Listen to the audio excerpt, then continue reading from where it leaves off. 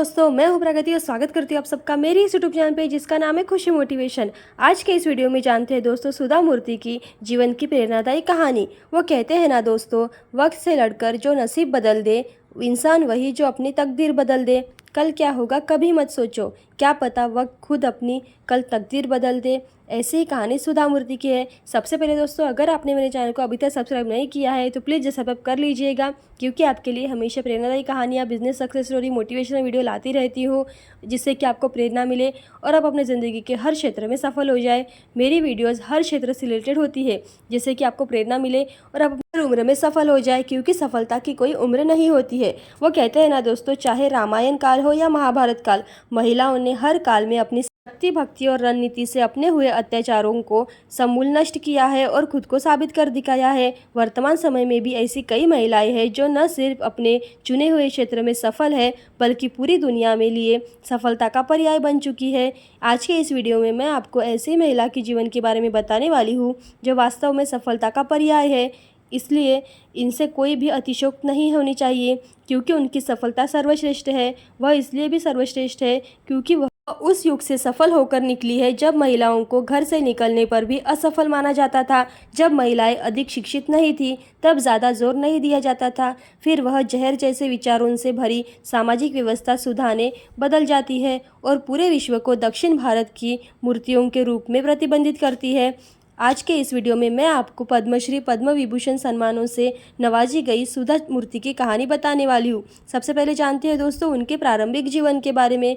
सुधा मूर्ति एक प्रसिद्ध सामाजिक कार्यकर्ता और इन्फोसिस फाउंडेशन की अध्यक्ष है। सुधा मूर्ति के पति श्री नारायण मूर्ति प्रसिद्ध सॉफ्टवेयर कंपनी इन्फोसिस टेक्नोलॉजी के संस्थापक और उद्योगपति है। सुधा मूर्ति का जन्म 19 अगस्त 1950 को उत्तरी कर्नाटक के शिलांग में हुआ था। शादी से पहले उनका नाम सुधा कुलकर्णी था। उनकी माता का नाम विमला कुलकर्णी और पिता का नाम डॉक्टर आर.एच. कुलकर्णी था। अब जानते हैं सुधा मूर्ति की शिक्षा के बारे में। सुधा मूर्ति ने BVC college of engineering and technology से इलेक्ट्रॉनिक इंजीनियरिंग में बीए किया। वह पूरे राज्य में प्रथम स्थान पर रही, जिसके लिए उन्हें उस समय कर्नाटक के मुख्यमंत्री द्वारा रजत पदक से सम्मानित किया गया था। 1974 में उन्होंने भारतीय विज्ञान संस्थान से कंप्यूटर विज्ञान में मास्टर की डिग्री प्राप्त की। उस समय उन्हें उसमें प्रथम स्थान प्राप्त हुआ, जिसके लिए उन्हें स्वर्ण पदक से भी सम्मानित किया गया था। सुधा मूर्ति बचपन से ही पढ़ाई में होशियार थी और तेज थी। वह अपने कॉलेज के सभी लड़कों के बीच अकेली लड़की थी। उस समय लड़कों के बीच पढ़ाई करना बहुत बड़ी बात थी और इंजीनियरिंग करना और उसमें सभी लड़कों में बीच टॉप करना बहुत साहस की बात थी। उन दिनों इंजीनियरिंग को सिर्फ लड़कों का पेशा माना जाता था, लड़कियों का उस तरफ देखना भी ठीक नहीं माना जाता था। ऐसे में सुधा मूर्ति ने अपनी प्रखरता और तेज दिमाग से यह साबित कर दिखाया और मुकाम को हासिल कर दिखाया। इसके लिए वह किसी सुपर वुमन से कम नहीं है। ऐसी कठिन चुनौतियों के बीच भी पढ़ाई करना और टॉप पर आना सुधा मूर्ति की जिंदा दिली और स्थिर दिमाग वाला ही व्यक्ति कर सकता है। कि लड़कियों को सुधा जी के जीवन से शिक्षा लेते हुए अपनी प्रेरणा लेनी चाहिए। अब जानते हैं सुधा मूर्ति की व्यवसाय यानी कि उनके आजीविका के बारे में। सुधा मूर्ति भारत की सबसे बड़ी ऑटो निर्माता company engineering and locomotive company Telco में काम करने वाली पहली भारतीय महिला इंजीनियर बन चुकी है।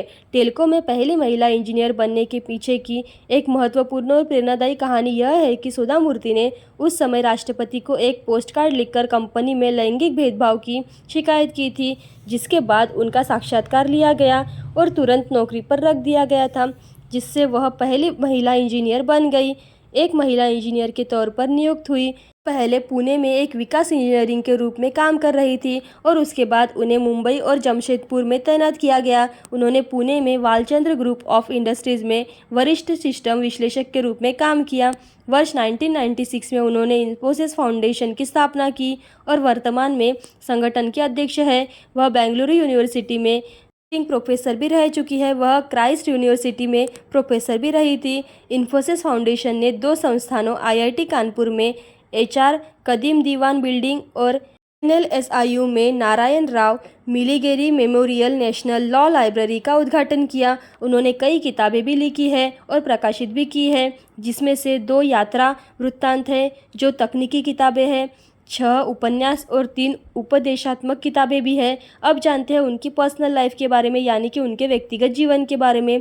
सुधा मूर्ति ने नारायण मूर्ति से शादी की जब वह पुणे में एक टेल्को में इंजीनियरिंग के रूप में काम कर रही थी। सुधा मूर्ति और नारायण मूर्ति के 2 बच्चे हैं, एक बेटी अक्षता और एक बेटा रोहन। अक्षता ने अपने स्टैनफोर्ड सहपाठी और ब्रिटेन के पूर्व वित्त मंत्री सुनक से शादी की। अपने दामाद के ब्रिटेन के प्रधानमंत्री होने पर सुधा मूर्ति ने कहा कि सुनक की सफलता से वो खुश है और उन्हें शुभकामनाएं देती है।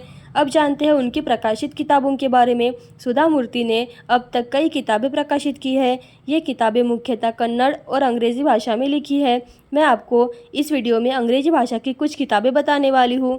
एक किताब 3000 टाके, एक अंडे से आदमी, बहुत सारी ऐसी किताबें हैं। और वह माँ जिसे मैं कभी नहीं जानता था, खोए हुए मंदिर का जादू, जहाँ वहाँ सब जगह, मैं दादी को कैसे पढ़ाने ले गया और अन्य कहानियाँ, बूढ़ा आदमी और उसकी कहानियाँ, डॉलर एकाधिक, महाश्वेता, बुद्धिमान और अन्यथा, जिस दिन मैंने दूध पीना बंद कर दिया, नागिन का बदला, बकुला धीरे धीरे गिरता है, ताश का घर, स्वर्ग के रास्ते में कुछ हुआ, जादुई ढोल और अन्य पसंदीदा कहानियाँ, उल्टा राजा, एक कल्पित वृक्ष से बेटी, दादी माँ की कहानियों का थैला, सुनहरे पंखों वाला पक्षी, समुद्र खारा कैसे हो गया।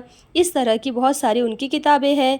अब जानते हैं उनके सामाजिक कार्यों के बारे में। 1996 में सुधा मूर्ति ने एक पब्लिक चैरिटेबल ट्रस्ट की स्थापना की। ट्रस्ट ने अब तक बाढ़ प्रभावित इलाकों में 2300 घर बनाए हैं। उनका हर स्कूल में एक पुस्तकालय का भी सपना है और अब तक वह 70,000 पुस्तकालय स्थापित कर चुकी है, जिसकी संख्या अब तक 16,000 सार्वजनिक शौचालय भी बना चुकी है। उन्होंने कई अनाथालय भी स्थापित किए हैं। तो दोस्तों, कैसी लगी आपको सुपर वुमन सुधा मूर्ति की कहानी? ऐसे ही प्रेरणादायी और मोटिवेशनल वीडियो देखते रहने के लिए खुशी मोटिवेशन को लाइक, शेयर, सब्सक्राइब जरूर करें। थैंक यू दोस्तों।